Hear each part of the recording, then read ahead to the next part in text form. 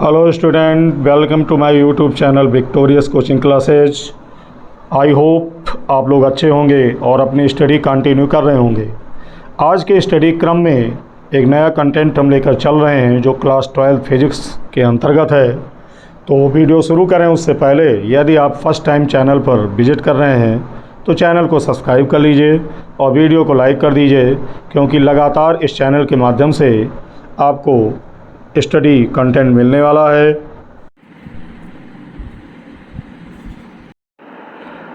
आज हम class 12 physics में नया चैप्टर लेकर चल रहे हैं जो काफ़ी इम्पोर्टेंट है और बोर्ड परीक्षा की दृष्टि से तो मोस्ट इम्पॉर्टेंट है, और ये है photoelectric effect, matter waves, प्रकाश वैद्युत प्रभाव और द्रव्य तरंगें। इसके बारे में आपको बता दूं कि इससे काफ़ी नंबर के क्वेश्चंस आते हैं। तो इस वीडियो में हम इस चैप्टर को तो पढ़ाएंगे ही, और आपको ध्यान से अंत तक वीडियो देखना चाहिए। साथ ही साथ हम बताएंगे कि कौन कौन से क्वेश्चन इससे ऐसे हैं जो अक्सर बोर्ड परीक्षा में आते हैं। तो आइए शुरू करते हैं। तो जैसा कि आप देख रहे हैं, चैप्टर का नाम है प्रकाश वैद्युत प्रभाव। तो आइए शुरू करते हैं। तो इसमें हम पहली हेडिंग पर आते हैं। पहली हेडिंग है विकिरणों की द्वैत प्रकृति। तो सबसे पहले हम बात कर लेते हैं ये द्वैत प्रकृति क्या है, जिसको कहते हैं डुअल नेचर ऑफ रेडिएशन। तो किसी भी चीज़ के बारे में अगर हम बात करें और वो दो तरह की व्यवहार करती हो तो उसकी प्रकृति को यानी उसके व्यवहार को हम द्वैत प्रकृति कहते हैं, यानी सरल भाषा में दोहरा व्यवहार कहते हैं। तो यहाँ पर विकिरणों यानी प्रकाश के बारे में कहा गया है, यानी प्रकाश दो तरह से व्यवहार करता है, एक तरंग प्रकृति और दूसरी कण प्रकृति। एक तरंग प्रकृति और दूसरी है कण प्रकृति। तरंगों के रूप में ये कार्य करता है तो कई घटनाओं की व्याख्या की गई, और कण के रूप में कार्य करता है तो कई घटनाओं की व्याख्या भिन्न भिन्न वैज्ञानिकों द्वारा की गई। तो सबसे पहले बात कर लेते हैं कि कण प्रकृति मानकर किन किन चीज़ों की व्याख्या की गई। तो आपको बता दें, जब प्रकाश को कण माना गया, क्या माना गया? कण। तो व्यतिकरण, विवर्तन और ध्रुवण की व्याख्या की गई। और जब प्रकाश को तरंग माना गया, क्या माना गया? तरंग माना गया। तब प्रकाश वैद्युत प्रभाव, कॉम्पटन प्रभाव इत्यादि की व्याख्या की गई। तो इस तरह देखा गया कि प्रकाश कुछ मामलों में तरंग की भांति व्यवहार करता है और कुछ मामलों में कण की भांति व्यवहार करता है। तो इस दोहरे व्यवहार के कारण ही जो प्रकाश की प्रकृति होती है वो द्वैत प्रकृति कहलाती है। और चूँकि प्रकाश विकिरण होता है, इसीलिए कहा गया कि विकिरणों की जो प्रकृति होती है वो द्वैत प्रकृति होती है। कैसी होती है? द्वैत प्रकृति होती है। तो उम्मीद है समझ में आ गया होगा। अगली हेडिंग की बात करते हैं। यह है प्रकाश वैद्युत प्रभाव, जिसको हम फोटो इलेक्ट्रिक इफ़ेक्ट कहते हैं। क्या कहते हैं? Photo electric effect. तो पहली बात तो ये काफ़ी इम्पॉर्टेंट है, इसको ध्यान से आप समझेंगे। तो प्रकाश वैद्युत प्रभाव क्या है, तो इसके लिए हमें शुरू से समझना होगा। सन 1898 में जे टॉमसन ने यह सिद्ध किया। क्या सिद्ध किया? कि प्रकाश जब किसी धातु के प्लेट पर गिरता है या धातु के पृष्ठ पर गिरता है तो वहाँ से इलेक्ट्रॉन निकलते हैं। क्या निकलते हैं? इलेक्ट्रॉन निकलते हैं। लेकिन इससे ज़्यादा ये कुछ नहीं बता पाए। अब ठीक 2 साल बाद यानी 1900 में, सन 1900 में लेनार्ड आए। तो लेनार्ड ने बताया कि इन्होंने थोड़ा स्पष्ट कर दिया कि जब प्रकाश ऋण प्लेट पर पराबैंगनी, किसके रूप में? पराबैंगनी किरणों के रूप में गिरता है, या धातु की ऋण प्लेट पर पराबैंगनी जो किरणें हैं, पराबैंगनी किरणें हैं, ये डाली जाती हैं। क्या की जाती हैं? डाली जाती हैं। तो उससे निकले जो इलेक्ट्रॉन हैं वो धन प्लेट द्वारा आकर्षित कर लिए जाते हैं। वह धन प्लेट द्वारा क्या कर लिए जाते हैं? आकर्षित कर लिए जाते हैं। इस प्रकार परिपथ पूरा हो जाता है और परिपथ में धारा बहने लगती है। अब सवाल उठता है कि पराबैंगनी किरणें अगर धन प्लेट पर डाली जाएं तब क्या होगा। तो धन प्लेट पर जब डाली जाएंगी तो उनसे जो निकलने वाले इलेक्ट्रॉन होंगे वो ऋण प्लेट पर नहीं जाएंगे, क्योंकि ऋण प्लेट पर इलेक्ट्रॉन पहले से मौजूद होते हैं। तो समान आवेशों के बीच प्रतिकर्षण बल कार्य करता है, इसलिए वह इलेक्ट्रॉन ऋण प्लेट पर नहीं जा पाएंगे और परिपथ नहीं पूरा होगा और धारा परिपथ में नहीं बहेगी।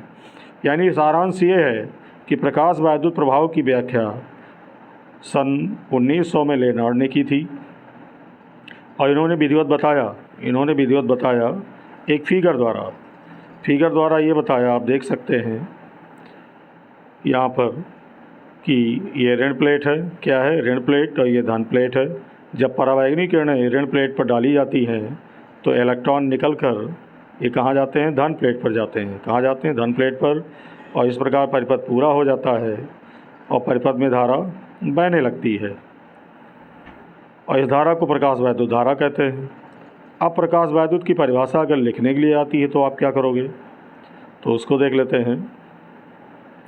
तो आपको बता दें कि परिभाषा यदि पूछी जाती है तो आपको इतना ही लिखना है कि प्रकाश वैद्युत प्रकाश किरणों के प्रभाव से धातु से इलेक्ट्रॉनों के उत्सर्जन की घटना को, फिर से एक बार सुनेंगे, प्रकाश किरणों के, यानी यहाँ से प्रकाश किरणों के प्रभाव से धातु से इलेक्ट्रॉनों के उत्सर्जन की घटना को प्रकाश वैद्युत प्रभाव अथवा प्रकाश वैद्युत उत्सर्जन भी कहते हैं। तो ये परिभाषा आप याद रखेंगे। फिर एक बार रिपीट कर दूं, प्रकाश किरणों के प्रभाव से धातु से इलेक्ट्रॉनों के उत्सर्जन की घटना को प्रकाश वैद्युत प्रभाव अथवा प्रकाश वैद्युत उत्सर्जन कहते हैं और प्रकाश द्वारा उत्सर्जित इलेक्ट्रॉनों को प्रकाश इलेक्ट्रॉन अथवा फोटो इलेक्ट्रॉन तथा उत्पन्न धारा को हम प्रकाश वैद्युत धारा कहते हैं। तो ये परिभाषा अक्सर पूछ ली जाती है, याद रखेंगे। अब अगली हेडिंग पर आते हैं, संस्तब्ध विभव, जिसको कट ऑफ पोटेंशियल कहते हैं। क्या कहते हैं, कट ऑफ पोटेंशियल, काफ़ी इम्पॉर्टेंट है और अक्सर आपने अनसॉल्व पेपर में देखा होगा, पूछा गया है।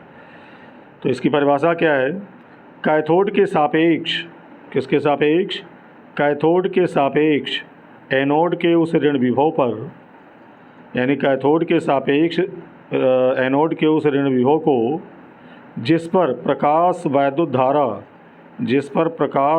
धारा शून्य हो जाती है। ध्यान दीजिएगा, कैथोड के सापेक्ष एनोड के उस ऋण विभव को जिस पर प्रकाश वैद्युत धारा शून्य हो जाती है, संस्तब्ध विभव अथवा निरोधी विभव कहते हैं। तो ये परिभाषा आप यहाँ तक याद रखेंगे। अब यदि निरोधी विभव का मान V0 हो तो प्रकाश इलेक्ट्रॉनों की अधिकतम गतिज ऊर्जा, इस पर न्यूमेरिकल आता है, ये होती है E बराबर EV0। E क्या है, प्रकाश इलेक्ट्रॉनों की अधिकतम गतिज ऊर्जा। E है इलेक्ट्रॉन पर आवेश की मात्रा, आप जानते हैं 1.6 × 10⁻⁻19 कूलम होती है और V0 है संस्तब्ध विभव। अब देख लेते हैं अगली हेडिंग।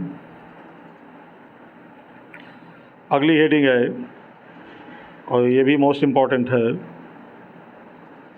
मोस्ट इम्पॉर्टेंट में इसको रखेंगे, देहली आवृत्ति अथवा संस्तब्ध आवृत्ति, जिसको थ्रेशोल्ड फ्रीक्वेंसी कहते हैं। तो परिभाषा इसकी क्या है, प्रकाश की उस न्यूनतम आवृत्ति को जो किसी प्रकाश से, माफ़ कीजिएगा, प्रकाश की उस न्यूनतम आवृत्ति को जो किसी पदार्थ से प्रकाश इलेक्ट्रॉन का उत्सर्जन कर सके, उस पदार्थ की देहली आवृत्ति अथवा संस्तब्ध आवृत्ति कहते हैं और इसे हम μ0 से प्रदर्शित करते हैं। μ0 ऐसे बनाएंगे हम, इसे हम μ0 से प्रदर्शित करते हैं। एक बार फिर रिपीट कर दूं, प्रकाश की उस न्यूनतम आवृत्ति को जो किसी पदार्थ से प्रकाश इलेक्ट्रॉन का उत्सर्जन कर सके, उस पदार्थ की देहली आवृत्ति अथवा संस्तब्ध आवृत्ति कहते हैं, इसे μ0 से प्रदर्शित करते हैं। उम्मीद है समझ में आ गया होगा। अगली हेडिंग की बात करते हैं, जिसे कहते हैं देहली तरंगदैर्घ्य, और ये भी इम्पॉर्टेंट है, तो देख लेते हैं। तो आपको बता दूं, किसी पदार्थ की देहली आवृत्ति के संगत प्रकाश की तरंगदैर्घ्य को देहली तरंगदैर्घ्य अथवा संस्तब्ध तरंगदैर्घ्य कहते हैं और प्रायः हम तरंग दैर्घ्य को लैम्डा से लिखते हैं, लेकिन देहली तरंग दैर्घ्य को लैम्डा 0 से लिखते हैं। किससे लिखते हैं? लैम्डा 0 से, याद रखेंगे। तो अब सवाल उठता है कि देहली आवृत्ति और देहली तरंग दैर्घ्य में संबंध क्या होता है? तो संबंध यही होता है, आपके सामने है, लैम्डा 0 बराबर c/μ0। c है प्रकाश की चाल। क्या है प्रकाश की चाल? जो कि होती है 3 × 10⁸ मीटर पर सेकेंड, याद रखेंगे। तो लैम्डा 0 = c/μ0। लैम्डा 0 है देहली तरंग दैर्घ्य और μ0 क्या है? देहली आवृत्ति है। अगली हेडिंग है, मैंने पहले ही कहा कि ये रिलेशन काफ़ी इंपॉर्टेंट है, इससे क्वेश्चन आने की पूरी संभावना है, तो इसको आप विधिवत तैयार करेंगे। तो अगली हेडिंग की बात करते हैं, और जो कि हेडिंग है प्रकाश वैद्युत कार्यफलन। ये भी काफ़ी इंपॉर्टेंट है, तो इसको देख लेते हैं। उस न्यूनतम ऊर्जा को, देखिए देहली आवृत्ति जब आपने अभी पढ़ा तो वहाँ पर यह कहा गया कि उस न्यूनतम आवृत्ति को जो किसी धातु के पृष्ठ से इलेक्ट्रॉनों का उत्सर्जन कराने के लिए आवश्यक है। तो वही परिभाषा आप याद रखिए, बस वहाँ पर उस न्यूनतम आवृत्ति को कहा गया, यहाँ पर आवृत्ति की जगह ऊर्जा हो जाएगा। तो परिभाषा क्या हो गई? उस न्यूनतम ऊर्जा को जो किसी धातु से प्रकाश इलेक्ट्रॉन उत्सर्जित करने के लिए आवश्यक है, उस धातु का प्रकाश वैद्युत कार्यफलन कहते हैं। और इसे हम W से लिखते हैं। किससे लिखते हैं? W से, राइट। तो उम्मीद है समझ में आ गया होगा। इसको फोटो इलेक्ट्रिक वर्क फंक्शन कहते हैं। और आपको बता दूं कि इसके बाद प्रकाश वैद्युत उत्सर्जन के नियम पूछ लेता है 2 नंबर में, तो ये भी इम्पॉर्टेंट है। और आपको बता दूं कि प्रकाश वैद्युत उत्सर्जन की खोज किसने किया था, ये अगर पूछा जाए तो याद रखिएगा, इसकी खोज करने वाले हैं लेनार्ड और मिल्कन। लेनार्ड और मिल्कन। तो लेनार्ड तथा मिल्कन ने प्रकाश वैद्युत उत्सर्जन पर किए गए प्रयोगों के आधार पर निम्नलिखित नियम दिए। पहला नियम, और ये दूसरा नियम है। पहले नियम की बात कर लेते हैं। किसी धातु के पृष्ठ से प्रकाश इलेक्ट्रॉनों के उत्सर्जन की दर धातु के पृष्ठ पर आपतित प्रकाश की तीव्रता के अनुक्रमानुपाती होती है। नंबर 2, उत्सर्जित प्रकाश इलेक्ट्रॉनों की अधिकतम गतिज ऊर्जा आपतित प्रकाश की तीव्रता पर निर्भर नहीं करती। और तीसरा है, प्रकाश इलेक्ट्रॉनों की अधिकतम गतिज ऊर्जा आपतित प्रकाश की आवृत्ति के बढ़ने पर बढ़ती है। और चौथा है, यदि आपतित प्रकाश की आवृत्ति एक न्यूनतम मान से कम हो तो धातु से कोई भी प्रकाश इलेक्ट्रॉन उत्सर्जित नहीं होगा। तो ये आपके 4 रूल्स हैं, इनमें से कोई ना कोई 2 पूछ लिया जाता है, यानी ऐसे पूछा जाएगा प्रकाश वैद्युत उत्सर्जन के 2 नियम दीजिए, तो इनमें से कोई भी 2 आप ले सकते हैं। अगला जो हम बात करेंगे हेडिंग है आइंस्टीन का प्रकाश वैद्युत समीकरण। इसको आप मोस्ट इम्पॉर्टेंट की श्रेणी में रखेंगे, ये लॉन्ग क्वेश्चन में आता है और आने की पूरी संभावना है। तो इसको समझ लेते हैं। देखिए, आइंस्टीन तो एक महान वैज्ञानिक हुए ही, इन्होंने मैक्स प्लांक के क्वांटम सिद्धांत को लगाकर एक अपना सिद्धांत प्रस्तुत किया और साथ ही साथ एक समीकरण दिया जिसको हम प्रकाश वैद्युत समीकरण कहते हैं। और ये इन्होंने दिया था सन 1905 में। तो इन्होंने किया क्या कि सन 1905 में आइंस्टीन ने प्रकाश वैद्युत प्रभाव की व्याख्या प्लांक के क्वांटम सिद्धांत के आधार पर की। और इस सिद्धांत के अनुसार इन्होंने बताया क्या, ये यहाँ से आप विशेष गौर करेंगे कि प्रकाश जो है वो ऊर्जा के छोटे छोटे बंडलों और पैकेटों के रूप में उत्सर्जित होकर तरंगों के रूप में, किसके रूप में? तरंगों के रूप में संचरित होता है, और जिन्हें फोटान कहते हैं। प्रत्येक फोटान की ऊर्जा hν होती है। क्या होती है hν? अब h क्या है? जहाँ h प्लांक नियतांक है और ν प्रकाश की आवृत्ति है, और प्रकाश की तीव्रता इन्हीं फोटानों की संख्या पर निर्भर करती है। तो मैंने कहा h है प्लांक नियतांक। h क्या है? प्लांक नियतांक। और इसका आंकिक मान होता है 6.6 × 10⁻34। याद रखिएगा, जूल सेकेंड। ये भी पूछ लिया जाता है और प्रत्येक न्यूमेरिकल लगाते समय इसकी आवश्यकता भी पड़ती है। तो यह है प्लांक नियतांक, न्यू है प्रकाश की आवृत्ति, और प्रकाश की तीव्रता इन्हीं फोटानों की संख्या पर निर्भर करती है। और आगे आपको बता दूं कि जब कोई फोटान धातु की प्लेट पर गिरता है तो वो अपनी संपूर्ण ऊर्जा, भाई फोटान क्या है? एक गतिशील कण है। तो जब कोई फोटान धातु की प्लेट पर गिरता है तो अपनी संपूर्ण ऊर्जा, और ऊर्जा कितनी होती है? hν। उसको क्या करता है? उसको वो धातु के भीतर उपस्थित इलेक्ट्रॉनों में से किसी एक इलेक्ट्रॉन को स्थानांतरित कर देता है और उसका स्वयं का अस्तित्व समाप्त हो जाता है, और इस ऊर्जा का कुछ भाग इलेक्ट्रॉन को धातु से बाहर निकालने में व्यय हो जाता है और शेष ऊर्जा उत्सर्जित इलेक्ट्रॉन को गतिज ऊर्जा के रूप में मिल जाती है। परंतु अब सभी इलेक्ट्रॉन धातु के पृष्ठ से उत्सर्जित नहीं होते, अर्थात जो इलेक्ट्रॉन धातु के भीतर से उत्सर्जित होते हैं वह पृष्ठ तक आने में परमाणु से टकराते हैं, जिससे वह कुछ ऊर्जा खो देते हैं। अतः धातु से विभिन्न ऊर्जाओं के इलेक्ट्रॉन निकलते हैं और जो इलेक्ट्रॉन धातु की ऊपरी पृष्ठ से उत्सर्जित होते हैं उनकी गतिज ऊर्जा अधिकतम होती है, यानी वह अपनी ऊर्जा बहुत कम खोते हैं और जो सतह पर रहते हैं उनकी गतिज ऊर्जा अधिकतम होती है। तो यहाँ तक आपको तैयार करना है। अब इस पर समीकरण हम देखेंगे। तो इसके लिए हम मान लेते हैं कि मान लिया धातु के पृष्ठ से उत्सर्जित इलेक्ट्रॉन की अधिकतम गतिज ऊर्जा E के और धातु से एक प्रकाश इलेक्ट्रॉन को बाहर निकलने के लिए आवश्यक ऊर्जा कार्यफलन ही तो कहलाती है, और ये कार्यफलन कितना है, W है। फिर एक बार रिपीट कर दूं, माना धातु के पृष्ठ से उत्सर्जित इलेक्ट्रॉन की अधिकतम गतिज ऊर्जा E के है और धातु से एक प्रकाश इलेक्ट्रॉन को बाहर निकालने के लिए आवश्यक ऊर्जा यानी कार्यफलन कितना है, W है। तब जो ऊपर व्याख्या की गई है उसमें बताया गया है कि जब कोई फोटॉन धातु के पृष्ठ पर गिरता है तो उसकी ऊर्जा h होती है, राइट। और जब धातु के पृष्ठ पर गिरता है तो अपनी संपूर्ण ऊर्जा वहाँ मौजूद इलेक्ट्रॉन में से किसी एक इलेक्ट्रॉन को दे देता है। अब उस ऊर्जा का यानी उस ऊर्जा से इलेक्ट्रॉन दो काम करता है। एक तो वह बाहर उसकी गतिज ऊर्जा के रूप में मिल जाती है। फोटॉन की जो ऊर्जा है h ये इलेक्ट्रॉन को मिल जाती है, तो ऊर्जा से वो दो काम करता है। एक तो गतिज ऊर्जा के रूप में खर्च करता है और दूसरा उसको धातु के पृष्ठ से अपने को उत्सर्जित कराने में खर्च करता है। तो उत्सर्जित कराने में खर्च की गई ऊर्जा कार्यफलन कहलाती है। W से लिखते हैं, किससे लिखते हैं, W से। तो इसका समीकरण हुआ, क्या हुआ कि h जो ऊर्जा है ये दो भागों में खर्च होगी, यानी कार्यफलन में और गतिज ऊर्जा में। तो समीकरण आपका हो गया h बराबर W प्लस E के। पक्षांतर करेंगे तो E के equal to h minus W होगा। परंतु आप जानते हैं कि W बराबर h 0 होता है, तो W की जो वैल्यू है यहाँ से उठाकर हम कहाँ रख देंगे, समीकरण 1 में रख देंगे। तो जब समीकरण 1 में हम h 0 रखेंगे तो ये समीकरण प्राप्त हो जाता है और इसको हम समीकरण 2 मान लेंगे और ऊपर आपका समीकरण 1 ही है। आगे देख लेते हैं। यदि उत्सर्जित प्रकाश इलेक्ट्रॉनों का अधिकतम वेग बी मैक्सिमम हो, क्या हो, बी मैक्सिमम, तब उनकी गतिज ऊर्जा E के बराबर होगी हाफ mv²। आप पढ़े ही हैं, B की जगह बी मैक्सिमम हो जाएगा, तो E के बराबर हाफ mv² हो जाएगी। अब E के की वैल्यू हम उठाकर समीकरण 2 में रख देंगे। कहाँ रख देंगे, समीकरण 2 में, यानी यहाँ रख देंगे। तो हम देखते हैं कि half mv maximum square equal to h nu minus nu 0। ये जो आपका है ये आइंस्टीन का समीकरण आपका सिद्ध हो गया।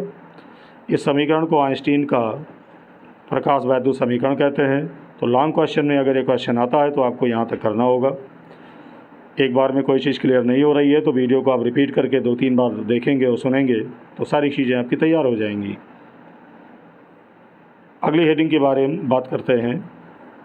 अगली हेडिंग है द्रव्य तरंगें और कणों की तरंग प्रकृति। मोस्ट इम्पॉर्टेंट ये भी है। इसी के अंतर्गत दी ब्रोगली तरंगदैर्घ्य पूछा जाता है। तो आइए समझ लेते हैं। तो मैंने अभी प्रारंभ में बताया कि प्रकाश की कुछ घटनाओं जैसे प्रकाश वैद्युत प्रभाव, काम्पटन प्रभाव और रमन प्रभाव है।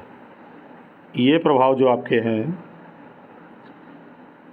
इनको तरंग सिद्धांत से नहीं समझाया जा सकता।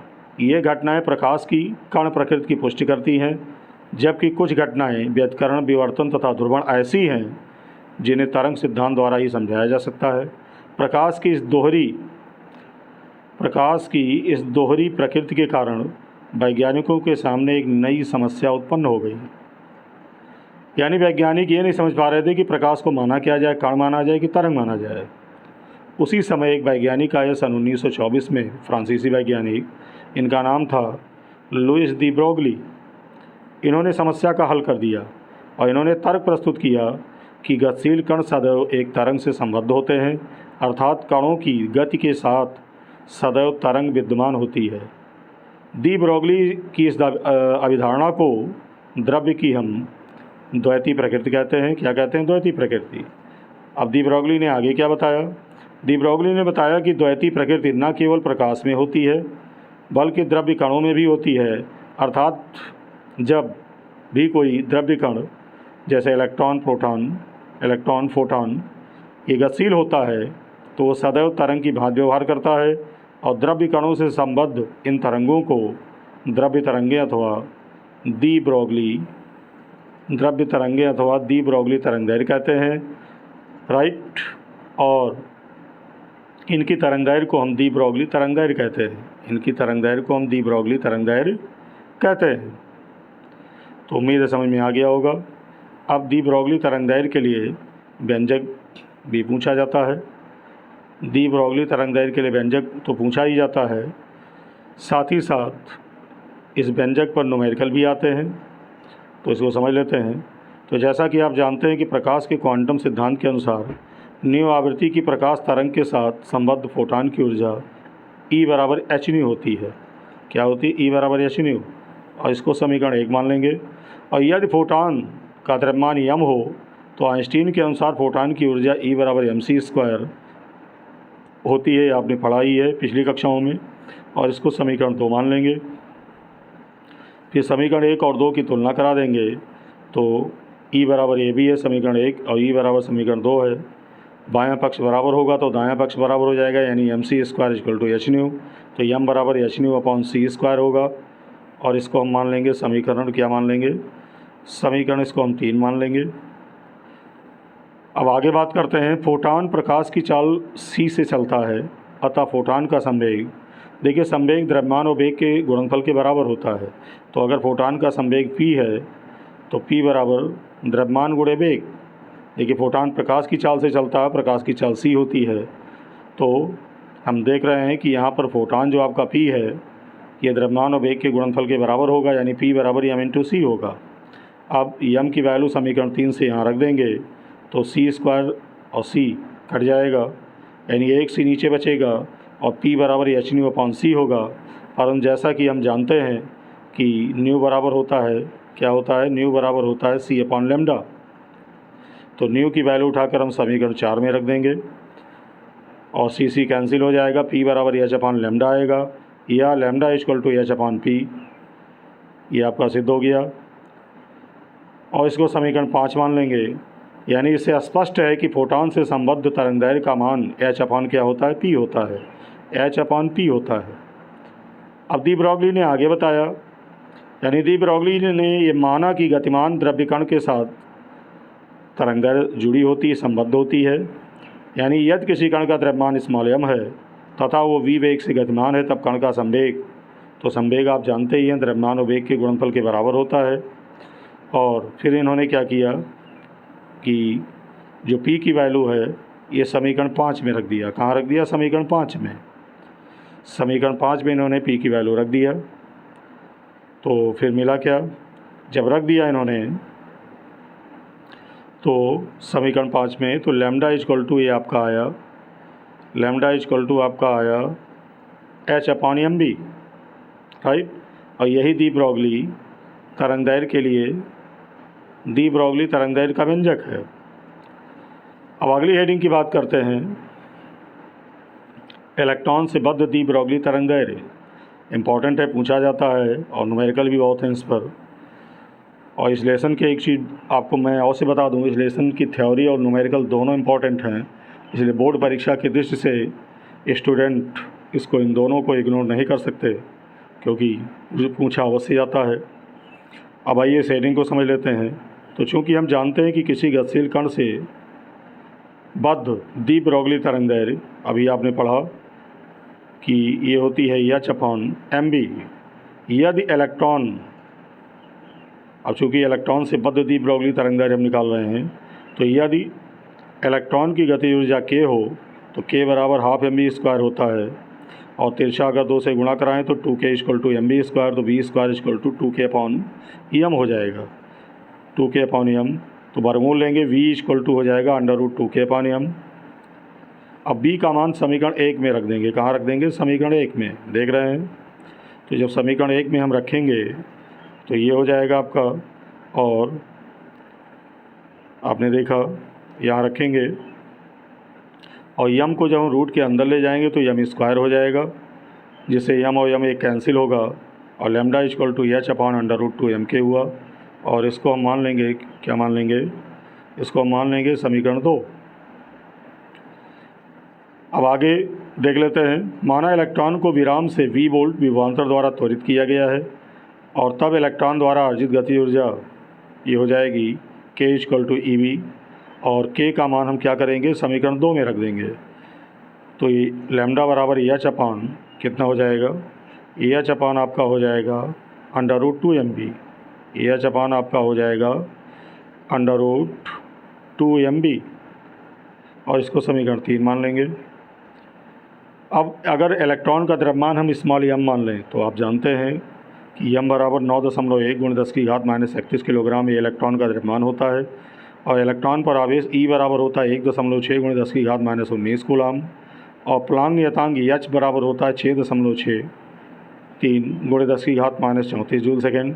और इन सभी मानों को अगर हम समीकरण 3 में रख देते हैं और कैलकुलेट करते हैं तो मान आएगा lambda equal to 12.27 × 10⁻10 upon under root v metre में आएगा, और 10⁻10 से अगर हम भाग कर दें, क्या कर दें? भाग कर दें, तो 10⁻−10 ऊपर ये पावर कट जाएगी, और ये फार्मूला आपका आ जाएगा जो कि एंगस्ट्रॉम में होगा। किस में होगा? एंगस्ट्रॉम में। इस पर काफ़ी न्यूमेरिकल भी आपको मिलेंगे। तो उम्मीद करते हैं पूरा लेसन आपको समझ में आ गया होगा। यह समझ में आ गया है और आपको लगता है कि इस लेसन से कोई मदद हमको मिली है, तो ज़्यादा से ज़्यादा वीडियो को लाइक कर दीजिए, और चैनल को अभी तक सब्सक्राइब नहीं किया है और चाहते हैं कि ऐसे ही अन्य लेसन के कंटेंट आपको समय से मिलते रहें, तो चैनल को सब्सक्राइब कर लीजिए। ऐसे अलग अलग लेसन के आपको जो कंटेंट है वो दिए जाएंगे, साथ साथ रिवीजन भी कराया जाएगा, और ज़्यादा से ज़्यादा और लोगों को भी इसका फ़ायदा मिले तो वीडियो को शेयर कर दीजिए अन्य ग्रुपों में। तो मिलते हैं एक नई अपडेट में, एक नए वीडियो में। तब तक के लिए बहुत बहुत धन्यवाद।